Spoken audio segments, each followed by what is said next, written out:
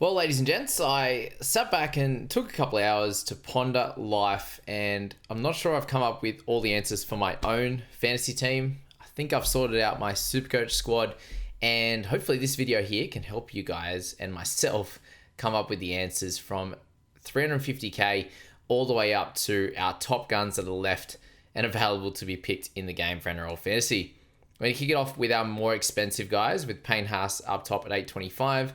I'll just go through all the certain price points there.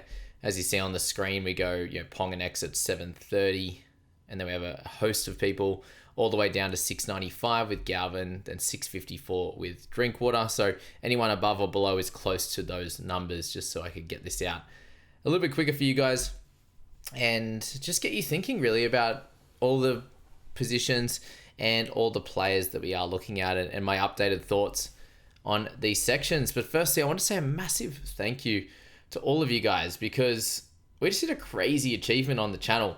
5 million with an M, 5 million views on our YouTube channel in almost 5 full years now. So that's pretty cool that on average, we're a tick over 1 million a year. And obviously in that first couple of years, there weren't too many. So a massive shout out to all of you guys. And the last 28 days is something crazy as well. And these subscriber numbers have gone through the roof. We're almost up a couple of thousand. It's about 1,700 since the preseason kicked off. So 5 million views. It's so grateful to all of you guys. Massive appreciation for what you guys have helped me be able to do. Be able to kind of spend a lot of my time on this and not, especially in the off season for my cricket and coaching and work and all that sort of stuff, allowed me to be able to do this and earn a little bit of money from YouTube ads and some podcast stuff as well. So thanks so much. And let's get into it. Make sure you do subscribe and follow, obviously, while you're there. But Payne Haas up top, 825. So if you haven't gone for Isaiah and you're looking at a top dog, there are a couple up here that you can look at. And Haas and Hopgood, they have to be on the top of your list. To be honest, you're looking down this line right now, and I'm not seeing any other mids that really should tickle your fancy there for sure. You've got Crichton down at an edge, a little bit lower than that. And then you're going all the way down, obviously, to Terrell May, who is a must-have. But it's kind of Watson and these types of guys. But they're a long way down and shouldn't score anywhere near what Haas does. And if Watson does, I'll be very, very pleased. But with Payne at 825, Hopgood's at 747. Yeah, that's right. Those two guys, I think, have the potential to be the other 60-plus guys in the mid position. So Hopgood has the dual as well, so it's very, very hard to pass up. That's for sure. With Payne Haas at 825, you're paying almost for what you get. I think there's a little bit of value on that starting price. The question's going to, and what we need to think about, I suppose, is if Hetherington's going to get 50 minutes, does Haas have any opportunity to go down? I can't see him going up, but the down is the question. Or does Carrigan just drop down a little bit more to the Payne Haas type minutes rather than going into the mid 60s to the 70 type range? And that's why I don't have Carrigan on this list. I can't see him increasing his quality of play from a fantasy perspective playing at prop. For Hopgood, we really liked the bench that we saw for them. And with Jack Williams on that edge position as well, for now, I think that takes a few more minutes away from the middle with him and potentially puts a little bit into Hopgood's basket. So they're the two guys, I think, left in the mid position at high price that you can count on. And I think you can trust it to score you pretty close to that 60 mark. So two very impressive players. And now let's move to some of the wing fullbacks. And I do think Tedesco has to be in your plans potentially as still. If you like Tedesco, there's other options there for sure in Ponga. Obviously in Jaden Campbell, who's not playing this week. Ponga plays a little bit of an easier opponent than what Tedesco is going to come up with the Broncos. But you go to Reece Walsh, who's another really solid option as well down there. And obviously Tom Trbojevic, who has a great 3-game stand as well. So all of those guys need to be in your thoughts. And the question's going to be which one of them. We did go through with Ponga and mentioned that he has the highest chance, in my opinion, to go 60 plus. And we saw it the year before. So that's where my money would lie if I was to spend up on a wing fullback. But these are the other options that you could definitely look at as well. Tedesco. Turbo and Walsh, I think, have terrific runs as well. And if you have any interest in having those guys, by all means, go for it as well. If you did want to spend up on a centre and didn't want to go for a Lucas, a Fermor, these types of guys that are not actually centres but can be put there, then Herbie Farnworth is definitely a world where you can start with him. Like, he averaged 55 last year. He could very well do it again and can be a guy that you could hold all year with no origin and all the rest. So keep him in your thoughts as well. With Harry Grant, you're looking at him or Watson. Some people might be a little bit worried about Watson at the moment with the setup that he's got with those bench minutes. We don't know. He could definitely be 9 and then move into lock. He could also play less minutes at 9. We don't actually know exactly on that one at this point. If you are happy with Grant and you expect him to have a bit more of a bounce back season and get closer to that 60 number that we did see a couple of years ago, then Grant could be your pick. There's Watson there, who I just mentioned as well, that definitely has some worries about him, but also could move from 9 into lock and play a little bit more of a running role at times during this game if Zach Docker-Clay does come on the park and play some 9. So that could be ideal for sure. And you've got Robson as well that I have in this list. So the tick over 655. And for Robson, he was the best starter last year. So they're the 3 that I would look at personally. You can go for Reid Marnie and these types of players, but these are the only 3 that I personally am looking at in that hooking slot. And I personally have one space for one of these top guys. And at the moment, it's been Watson, but I really like Grant as well. And I think he's a great pick. And I also think Robson is a great pick as well. Let's go to Angus Crichton. And in that edge slot, you do have a few options. It's him, it's Preston, and then you can go with like a Lucas and Olakau'atu and these types of players there for sure. But let's stick with Crichton. And he has that 60 upside. And that's where you're looking at with Crichton is he's gone 60 plus 3 times in his career. So if you think that he can get similar to last year where he did average 59 in his starts, 70 plus minutes, you expect him to play the full game, I definitely think he could be picked. He's going to have to be a little bit more of a focal point given their squad's not as good as last year. They had so many more weapons and Walker's on that right-hand side and doing plenty over there, and this year they don't have that. So Crichton could easily be a guy that does the job for you in your side. And as I'm going through, team, just make sure you're thinking about your side and the makeup of it and kind of where you think it is important to throw some of your dollars and where you want some safety, where you want some potential upside. Like I'm saying, here's a few guys that could go 60 plus, and 60 plus in fantasy is absolute pure gold. So make sure you look at those guys that you think can be really important for your team and where are you lacking right now and where are you happy to lack and where are you happy to throw your cash. So we'll go to Preston while we're here. I'm a little bit worried, I'll be honest. Like, his trial was phenomenal, absolutely phenomenal. And he was near 50 at halftime, mainly in base, and then picked up that try in the second half and then didn't play the full 80.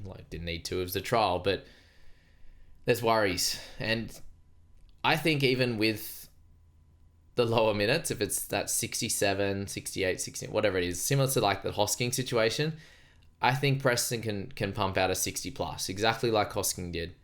I think he can be a 55 guy in a tick under 70 minutes, but that's the worry. It's having Satili Tupanua, who is now fit and ready to go on the bench, but also having Jamin Salmon. And it'd be great to find out if it was Salmon to go off this bench or if it were to be Harry Hayes. Because I think in this scenario, Jamin Salmon could be used as a guy that could slot out in the centres, or he can come in and play 6. And you got Bailey Hayward that can play some 9. They've got, with Salmon in there, a lot of guys that they can move around into different positions and kind of be okay. And that's where you look at Salmon, you're like, well, if nothing happens in game, is he just going to come on and play some middle? Is he going to take those minutes off Preston for a little bit and Satili plays through the middle? Is Satili going to be the guy playing off the edge? And there's been a fair bit of talk still that it sounds like they are going to play Satili off the edge. And is it going to be Kikau or is it going to be Preston? And last year was Preston. So how do we know? That's the question. But his upside potential is absolutely terrific. My question for myself right now is, am I going to take him in fantasy or am I just going to take him in Supercoach? or take him in both. That's where I'm at right now. I think I'm locked in. I've spent the time and I've sorted out my Supercoach team, and he's going to be locked into that. So you'll see that a little bit later in the week. But I'm a little bit worried about how that situation is going to turn out. So I'm going to think about it a little bit more. I'm going to ponder and work out what I want to do with a spot like this, because I want to have a decent amount of cash in mids and in edges, in halves, these types of plays there. And he's one of those guys that I've spoken really highly of all preseason, and I want him.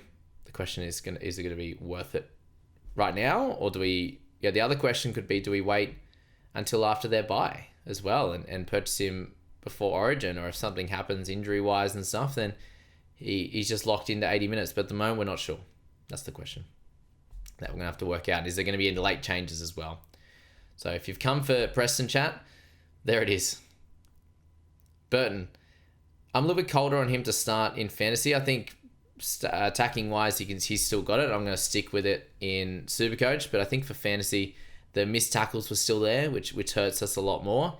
And he didn't look incredible on that trial game. But if the Dogs can come out and play a bit better than they did in that trial game, I think they'll be fine, and he should be fine as well.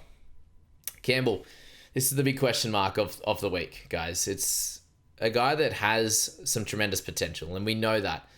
The question you have to ask yourself is, do you want him in your side? Are you going to take a little bit of a drop down in potential points this week and get a potential of a big bump and getting a wing fullback and half top tier gun in your side ready for next week? So take the little bit of a drop to have an improved side next week.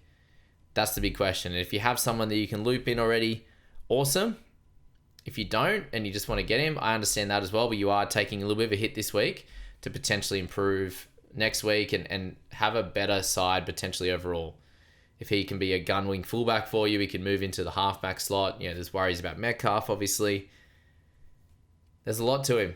He's got the perfect fantasy game, and there's a lot to like around him, looking somewhat similar to what we saw with Nicho Hynes when he came over to the Sharks in the first place, and their draw is really nice. So he's someone I'm contemplating, just trying to work out if it's worth it to potentially have a bit of a drop in my scoring in round one, or have him in the side. So that's the question with him. Galvin, 695k for him. I see him scoring similar. So if you want a gun, if you love Galvin, I've seen him in some teams. Why not? I think it's pretty simple with him. I don't want to overanalyze that one. It's 50-50 split, I'd say, with Blue Eye. We do want to see it happen, and that's the only risk, I think, with that scenario. Lucas just shores up the centers, and is the big reason why I'm looking at him. In my side, he's a gun. Can be a gun on the edge as well. Looks like he's locked in for 80 minutes. The bench didn't scare me at all for the Knights like it did for for Preston with the Dogs. So pretty simple, dual position, a good player. Olakuatu, similar situation with the minutes, locked in with him. Has a pretty nice start in the first 3 games as well, and he can have that try scoring upside into the 60s and 70s. So if you like a guy that has that lovely upside, then I think Olakuatu fits the bill nicely. Terrell, mate, lock and load. Just had to throw him in the list, obviously. All right, we spoke about Watson. We got Beau Fermor. I personally would just go for Lucas. A little bit more expensive, but he's playing round 1. And yes, he missed round 4, but you should be able to build your team value a little bit higher for that point and make some good decisions from there. So Fermor, fun pick, just under Lucas. Simple as that still, in my opinion. Drinkwater, 654k. You've got him in that slightly cheaper tier than the guys above, and the question's going to be goal kicking. Can he get it? I'm actually a little bit more excited about the Cowboys than I was a couple of weeks ago. Just following that trial, I thought they looked really, really nice against the Storm. How it's going to look round 1 against Manly, I'm not sure, and they have a really tough draw to begin. So I can't take Drinkwater because I don't think the Cowboys are going to be awesome. I think they'll be okay to begin, but that draw is just hard enough for me to leave them out. Kini, another guy at the wing fullback slot that you could take. So we've got Brimson, we'll talk a bit later. Kini's that 70k less expensive than Campbell, and I think that he has that 50 plus upside as well. Does he have the 60 plus upside? I don't think so. if you really like him, not a problem in taking him to loop into Male or something like that. That's sweet. Dylan Brown. Had to mention him because Volkman is in that 7 slot, and we're not sure at the moment if he's going to stay there a little bit longer term. There's a bit of a rumour floating around that Moses could be out for the first month with this foot problem. And we saw what Brown did last year as the 7. Volkman will guide them around a little bit, but Brown was top tier and terrific when he was the starting 7 without Moses, and he wasn't as good with him last year and with other certain type of players. But I don't think Volkman's going to be too much of the lead, and Brown should be the lead in this scenario. So I find him as an interesting starter if you want to go down that narrative for sure. Jai Arrow, I had to mention him as well because he had a really, really good stint playing big minutes on the edge last year. And at the end of the season when he was busted, he's coming back from injury and recovery. I think he can be a really, really solid pick for your side. Guys, if you were still interested in the private group, I've already shown the squad, my team, going through and answering their questions straight after this. So you get all that one-to-one help, which you're getting less of, unfortunately, in the comments. I'll be in there here and there, and that's why Nikki's jumped on board this year to go through the comments as well, just to help me out on that front so we can cover all bases. So jump in for that. There's heaps of competitions and prizes, which I just dropped in there as well. We're up to $7,500 in cash prizes, meetups, giveaways, like all the good stuff there. So if you're interested in any of that, the info is in the description for that private group. From 600k and down all the way to 350k, the best options I've got there. And we kick it off with Stefano at 600k. He is a player that has excelled in this preseason, and if you are high on Stefano, I suggest taking him in round 1. He's one of the better picks around this 600k mark as a middle or an edge, and I definitely have him above Bateman, even with the early buy. The Cowboys have a buy, I think, in round 7 anyway. 7? Yeah, I think 6 is Dogs, 7 Cowboys, just off the top of my head. But yeah, I have Stefano ahead of him right now, just the way he looked in those 2 trials. And minutes I don't think changes much, but we never needed the massive minutes for the Tigers. It was how we played. And I was not a Stefano hater, but I just wanted to see it happen. He's done it 2 times in a row, and I think he can do it a third. Bateman, not as high on him at the moment. I just didn't see him run the footy much the other day, and he's going to crab run. He's going to do these fun things. He should play big minutes, and I think he'll have games where he does his 60 plus, but I think there'll be games at around the 40 if he doesn't run the footy. So maybe it was just a trial and he's not going to be that way in trials and run 47 metres in a big stint, but he might. We don't know. KPP, that is Kai Pearce-Paul, playing on the right now and is free and easy to offload. He looked better in the trials. So for Kai Pearce-Paul, I think it's a really, really good situation for him to potentially probably go up 5 points though. I think if you like him, it's a pretty solid value proposition, expecting a lot larger minutes this year rather than having some games off the bench, playing 40 here and there. And so there's definitely value on that front. And if he does bring the offload into the game, then it might be closer to 10 points. So KPP, a very interesting pick.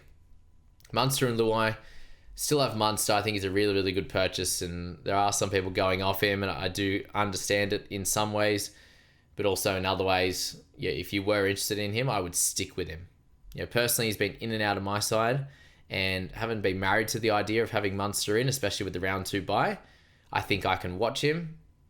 I think I could get, someone else a little bit more expensive, like a Campbell or something like that. Personally, it's a lot of extra cash, obviously, but I think has the consistency and the age on his side compared to Munster. But yeah, we'll see how we go on that one. I think he's a great pick. Luai, I think you just watch and learn. He could come out and do really well, but there's a lot of guys that could do well also and have safer type of roles.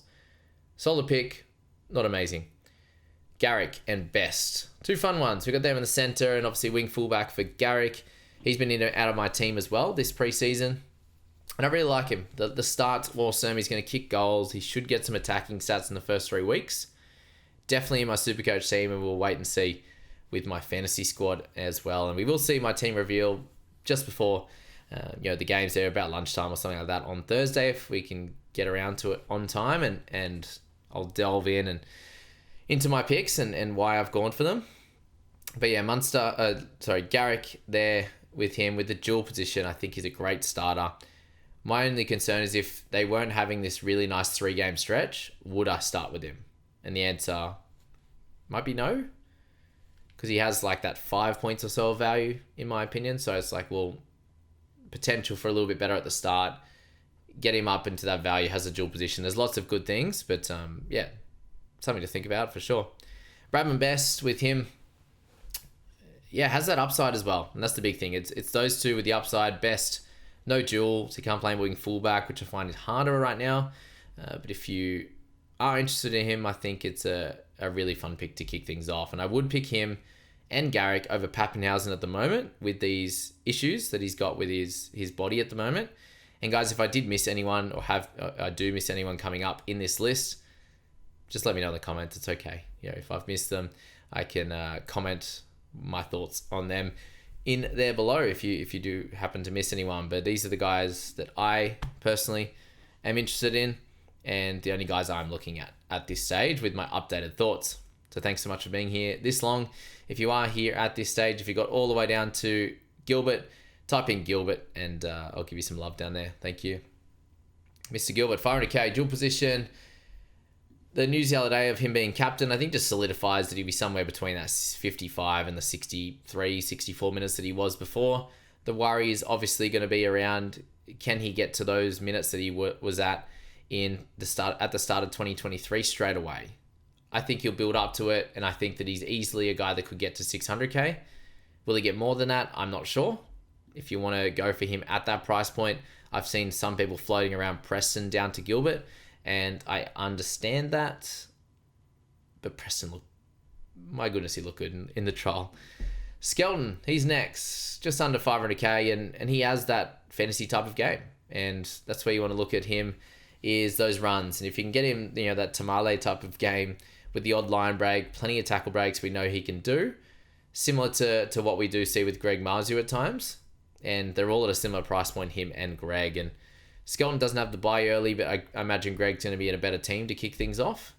Not many people are talking about Skelton, so if you want that point of difference from Marzu, and they have an okay draw to start, not as pretty as what Greg's got, but I think either one of those two can be a really solid pick for your round one side. And then Brimson, he's the other looper, and he's the cheaper looper. And we have decided actually in the private group that we are going to switch out Greg for Brimson to take Tamale's score, and we'll give you an update on the People's Squad. And just going forward, guys, I'm going to be giving my tips, my NRL tips, the People's Squad update as to how we went and any sort of potential ideas I'm going to throw out personally, and then also the 3-game impact that I had last year. That's all going to be in the same video on Tuesday morning, and you'll be able to see the normal schedule that we're going to go through on a week-to-week basis with myself, Scoop, Mitch, and Nikki, all doing videos here on the channel. Sometimes I'll have someone on for the weekly trades. Sometimes I'll have someone on for the round results. There'll be plenty of good stuff across the board with our content, and it will be the same week to week.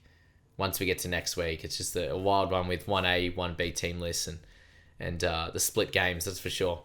But Brimson, it'll be a fun one. I think should have some value. Question will be how much, and can his body stay together, but he's in a good spot where you can take that punt. If you've got Tamale as a looper, you just get him in and see what happens. Alex Seyfarth is next on the list, 475. He's someone I've been high on all preseason, and the bench, the setup of that team for the Tigers didn't change anything for me. So Seyfarth, great pick, plenty of upside, in my opinion. Adam Dewey, same team, centre, goal kicking round one. Will he goal kick when Appy comes back? That's going to be the question. That is for sure. So, not sure on that one. I think he'll score pretty well. If the team can play decent and be in games and be level, 24 to 20, those types of games, even if they lose, I think that he'll score close enough to 8 to 10 points of value if he's goal kicking. If he's not goal kicking, it's probably 4 to 6, and it's okay. So, up to you on that one with Adam Dewey. Love watching him play. So good. So good. Jack Cogger, you have to mention him because he has been named.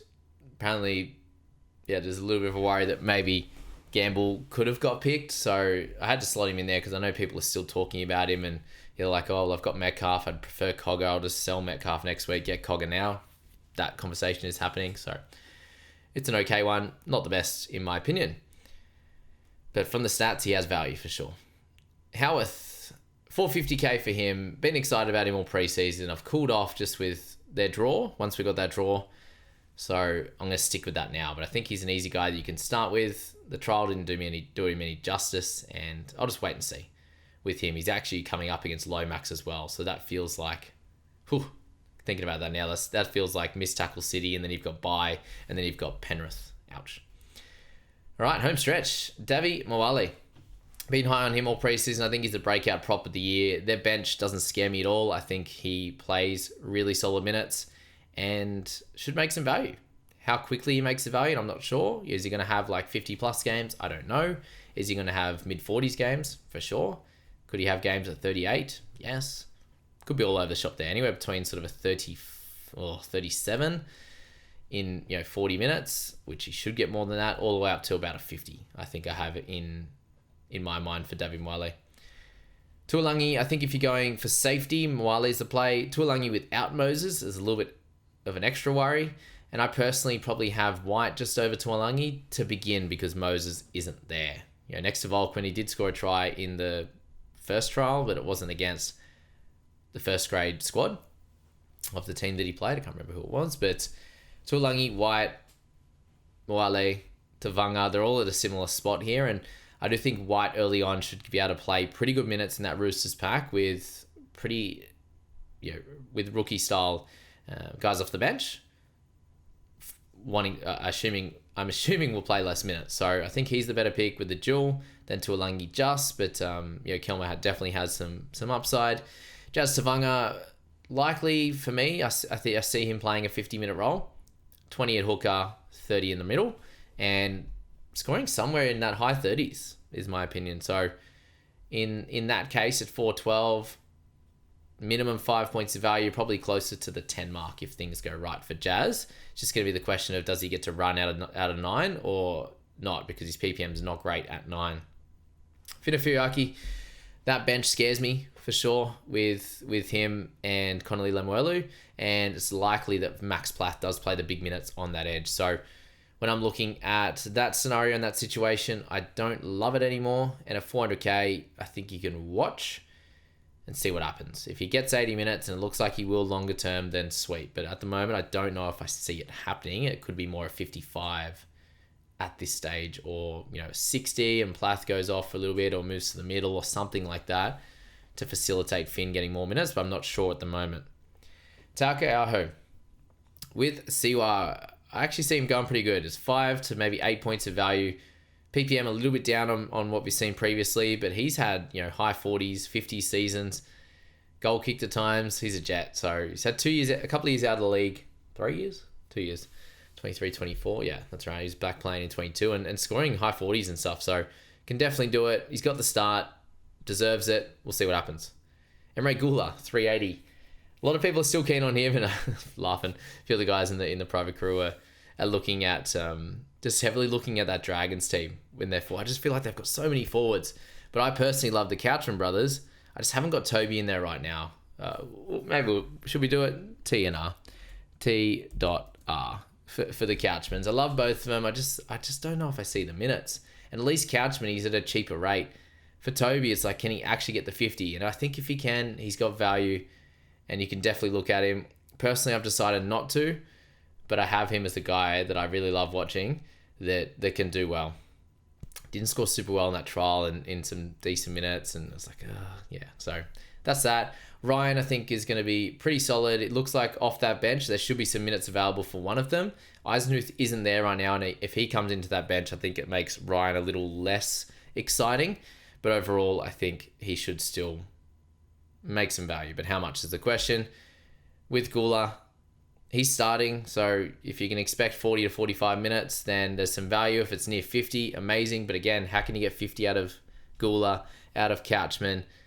Their edges playing close to 80. They're 13 playing big minutes. And then having guys like Couchman and Eisenhuth and Fatala Mariner, all these guys to play like less than 15, 20. Not sure how it's going to work. So that's that. And then Jack Bird, the final one, off the bench. There's a lot of conjecture, a lot of worries about him, and I completely understand. With the bench though, Sione Fainu and Royce Hunt, he's going to come in that 13 role, and I expect Twile to go to more of a prop role. And I still expect 50 minutes out of Bird. And if we get 50, I think that's the sort of minimum that you want for him to have about that 10 points of value. When we say 10 points of value, he's priced at 360 odd. He should be able to get at the price point of what, 13,000 odd, 130k in profit and getting close to that 500k mark, which would be really, really cool. The worry is going to be starting off the bench is that if there's an injury to any outside backs, into halves, anything like that, he will go straight into that role. And they do have a hooker on the bench right now, which we will likely... Do we see Talon Silva go to 14 when Appy's back, or do we see Latu Fainu come into the 14 as well? I'm unsure at that one. I think Bird you can watch for a week, see how it goes. I do expect his PPM to be really strong, and he looked super fit. So if you're interested in Bird, if you're 50-50, I think go for him. If you're a little bit on the downside, then maybe just watch, see what happens, and make your decisions from there. As you can tell, guys, there's a lot of options that we just went through. We're looking at sort of 40, close to it, on my list that I'm interested in. And I'm sure there's more outside of this list that you're interested in that can make this a very, very difficult decision to put together a team in these higher brackets.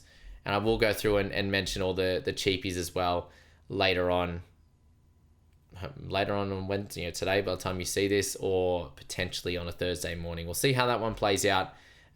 But I will give my updated thoughts on those guys. I've already sent through my cash cow rankings to the private crew. So if you want to see that kind of stuff, sweet. If you're happy to listen here and you've made it this far, well, you are an absolutely loyal legend and we love you. Thanks so much, guys. Plenty more content to come out. Make sure you put that notification bell on. It's getting serious now. We get team lists really late, obviously, on a Tuesday afternoon, and then the next game each week is the Thursday night. So you've got 2 days to get through and work everything out. There's plenty to think about, and if you're taking this seriously, you should be consuming some content and applying that to your thoughts, your squad, and just really using it as did I miss anything? Oh, I want to know about this guy. That kind of thing is how you should use the content, and then make your own gut decision in the end. Thanks so much, guys, for this one. I'll catch you in our next video.